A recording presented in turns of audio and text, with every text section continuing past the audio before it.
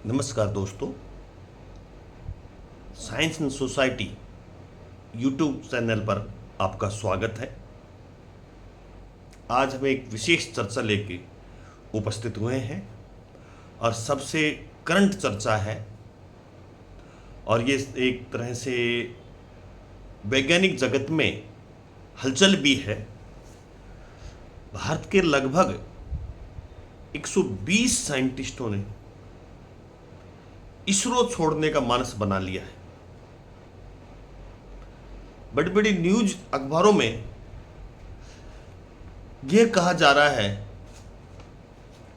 भारत के 120 से ज्यादा वैज्ञानिक इसरो छोड़ रहे हैं, या तो छोड़ दिया है, उन्होंने त्याग पत्र दे दिया है, या वीआरएस के लिए आवेदन पत्र किया है।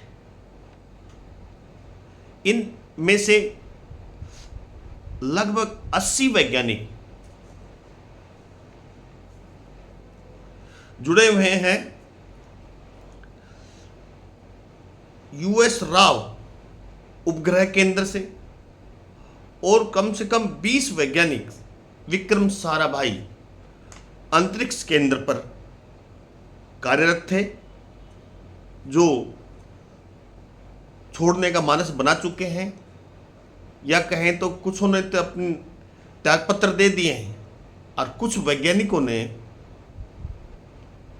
वीआरएस के लिए आवेदन किया है। बहुत ही सोचनीय बात है, विशेष रूप से भारतीय समाज को, भारतीय वैज्ञानिक समाज को और सभी यूथ को। और भारत के वैज्ञानिक इसरो क्यों छोड़ रहे हैं, इसके पीछे क्या कारण है? अब ऐसा भूचाल आ रहा है, मैं आपको बताने जाऊंगा कि ये वैज्ञानिक इसरो को क्यों छोड़ रहे हैं, इनकी क्या मजबूरी है।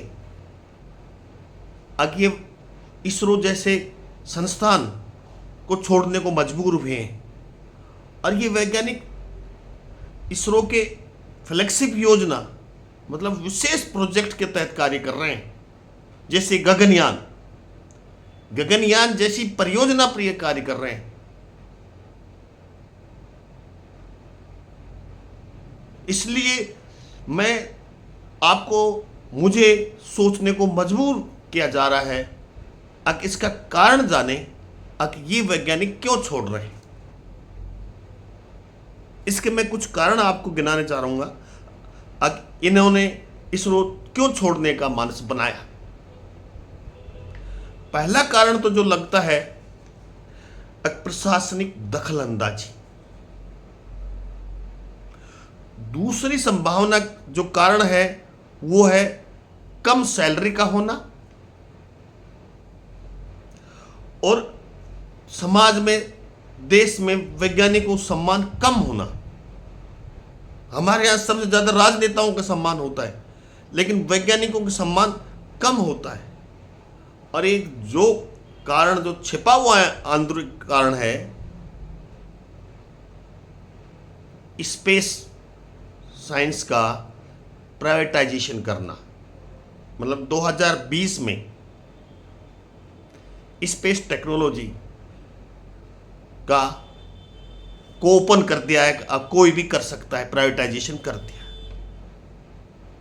ये जो बात मैं बताने जा रहा हूं, सीक्रेट बात, अब जो प्राइवेटाइजेशन होने जा रहा है या कर दिया है, कई प्राइवेट एजेंसियां हैं जिन्होंने पिछले दिनों एक रॉकेट ही छोड़ा है।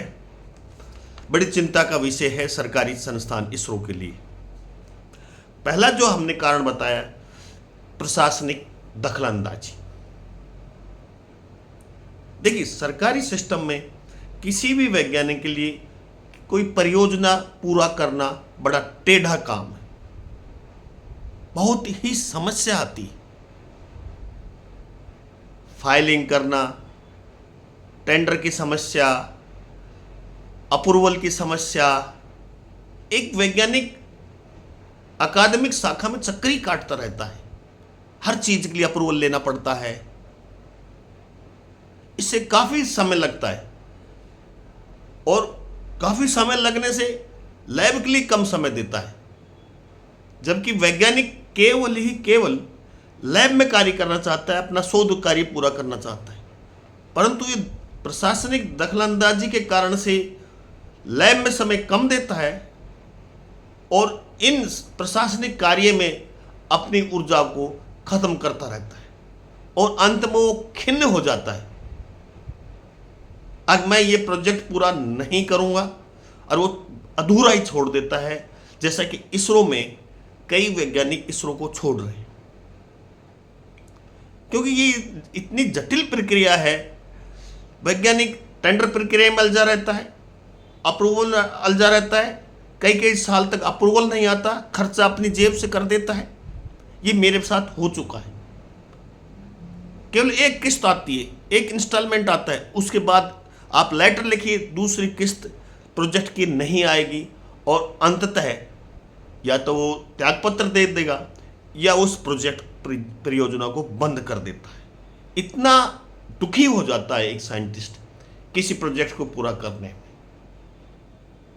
सबसे बड़ी समस्या ये है। दूसरी समस्या जो है, सैलरी कम होती है वैज्ञानिकों की, क्योंकि आज का युग है, प्राइवेट संस्थान बड़ी बड़ी सैलरियां देते हैं, चाहे गूगल हो, कहीं स्पाइसजेट हो, ऐसे अनेक हैं जो अच्छी मोटी सैलरी देते हैं, जबकि हमारे वैज्ञानिक दिन रात कार्य करते हैं, लगे रहते हैं परियोजना को पूरा करने में।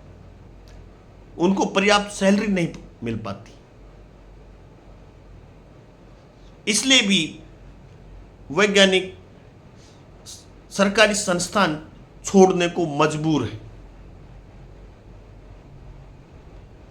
अच्छी सैलरी बाहर मिलती है, इसलिए वो छोड़ देता है। सैलरी की आवश्यकता सबको है, सब अपने पारिवारिक जीवन जीते हैं, तो पर्याप्त सैलरी न होने के कारण भी वैज्ञानिक सरकारी संस्थान जैसे इसरो को छोड़ने को मजबूर है। अगली बात है, वैज्ञानिक को, साइंटिस्ट को समाज में पर्याप्त सम्मान नहीं मिलता है। जितनी वो मेहनत करता है, वो जितनी सम्मान और पहचान पाने का हकदार है, उतना उसे सम्मान समाज नहीं देता है, इज्जत नहीं देता है। क्योंकि यहाँ तो पावर का सम्मान होता है।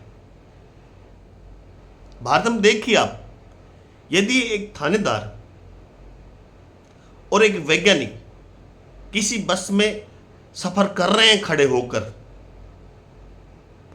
तो यात्री थानेदार को पहले सीट देता है, आइए सर बैठिए, और वैज्ञानिक बेचारा खड़े खड़े ही यात्रा को पूरी करता है।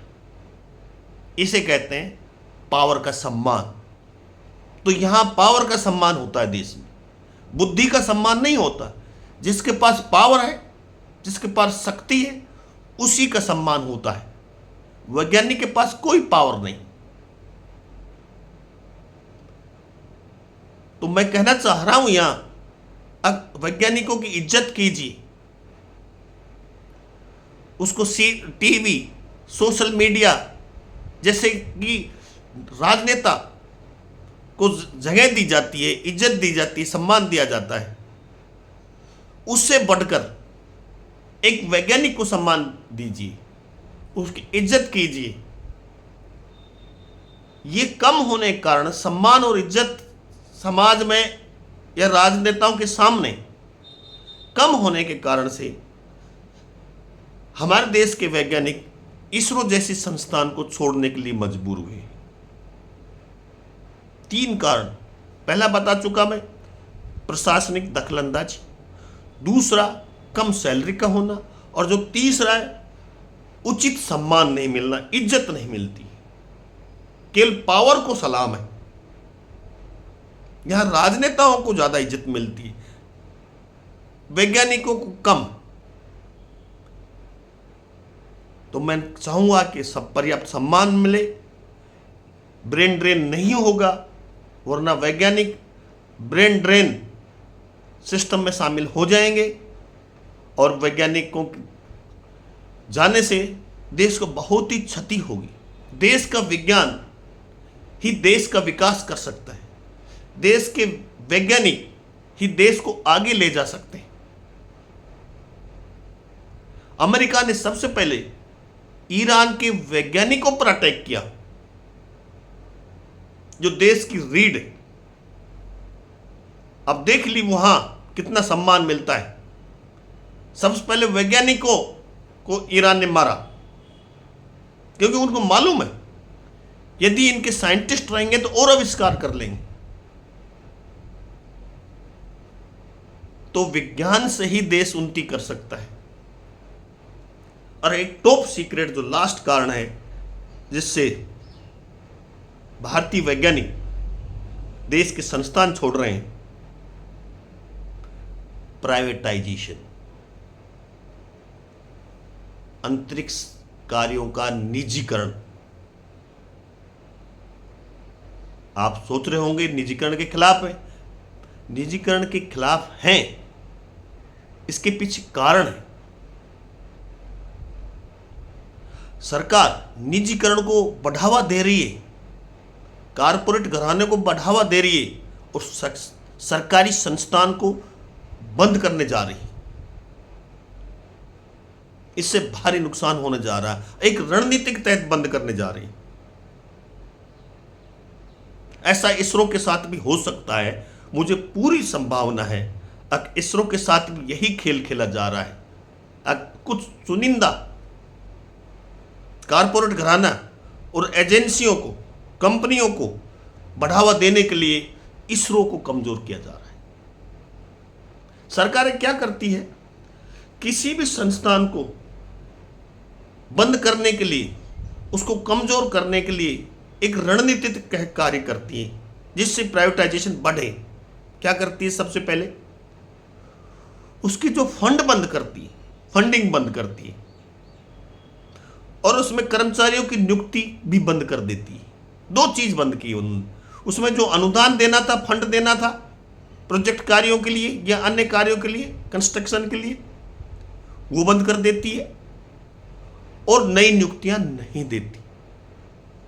इससे क्या होगा, संस्थान कमजोर हो जाएगा। वो सरकारी संस्थान अपना आप ही कमजोर हो जाएगा। जब फंड नहीं होगा, लैब में प्रयोग करने का सामान नहीं होगा, लैब में लैब स्टैंड नहीं होगा, तो धीरे धीरे वो संस्थान दम तोड़ने लग जाता है, कमजोर हो जाता है। सरकार की ये नीति है कि सरकारी संस्थान को किस तरह से कमजोर किया जाए, सबसे पहले ये काम करती है। तो जैसे वो संस्थान धीरे धीरे दम तोड़ने लगता है, लोग उसके खिलाफ हो जाते हैं। अब यहां गवर्नमेंट में कुछ काम नहीं होता है, इस कॉलेज में कोई काम नहीं होता है। काम कैसे हो, उसकी फंडिंग बंद कर दी, उसके कर्मचारियों को कम कर दिया, नियुक्ति नहीं मिली, लोगों के काम रुक जाते हैं। जैसे बीएसएनएल के साथ हुआ। बीएसएनएल कार्य करने में कमजोर नहीं था, लेकिन उसको साजिश के तहत कमजोर किया गया जिससे लोगों का बीएसएनएल पर से विश्वास उठ जाए। ऐसे अनेक सरकारी संस्थान हैं, या तो बंद हो जाएंगे या उसका सरकार प्राइवेटाइजेशन कर दिया जाएगा और वो संस्थान जब वो बंद होने के कगार पर होंगे तो पीपी मोड पर दे देंगे, कारपोरेट घराने को दे देंगे और कहेंगे कि सरकारी संस्थान काम नहीं करते। लोगों के सामने ये छवि बना दी जाती है अगर सरकारी संस्थान नकारा है, काम नहीं करते, जबकि असलियत जो मैंने बताई वो है उसका अनुदान बंद कर देते हैं, फंडिंग बंद कर दो, नए कर्मचारी मत दो उनके लिए, तो संस्थान धीरे धीरे दम तोड़ देगा और सरकार अपने कारपोरेट घराने को, अन्य प्राइवेट एजेंसी को उन्हें पीपी मोड पर दे देती या इन संस्थानों को बंद कर देती और साथ साथ या प्राइवेट संस्थान को प्रोत्साहित करती है, जैसे सरकारी संस्थान कमजोर हो जाए और प्राइवेट संस्थान में बढ़ोतरी। तो हमारे वैज्ञानिक क्या करेंगे? पर्याप्त फंड नहीं मिलेगा, नए कर्मचारी नहीं मिलेंगे, स्वतंत्रता से काम नहीं करने देंगे, तो वो इसरो को छोड़ देंगे। तो मुझे लगता है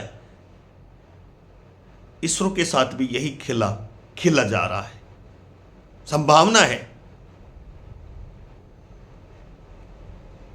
वो छोड़ प्राइवेट में चले जाएंगे वैज्ञानिक, या फॉरेन चले जाएंगे। तो मैं यहां पुनः आपसे कहना चाहता हूं, सोचिए हमारे वैज्ञानिक, ये तो एक संस्थान है, इसरो छोड़ने के लिए क्यों मजबूर हो रहे हैं? उन्हें सरकारी दखलंदाजी से दूर करना होगा, पर्याप्त सैलरी देनी होगी, उचित सम्मान और इज्जत देनी होगी, तभी हमारे वैज्ञानिक रुक सकते हैं। आप बताइए, वैज्ञानिकों को इसरो छोड़ने की क्या मजबूरी है? उसके लिए क्या किया जाए? आप कमेंट्स बॉक्स में दीजिए, उसमें लिखिए, उस पर हम विचार करें, सोचेंगे। आपके कमेंट्स देश का भला कर सकते हैं, समाज का भला कर सकते हैं, वैज्ञानिकों को भला कर सकते हैं। अधिक से अधिक इस वीडियो को प्रसारित कीजिए, शेयर कीजिए और लाइक कीजिए। जय भारत।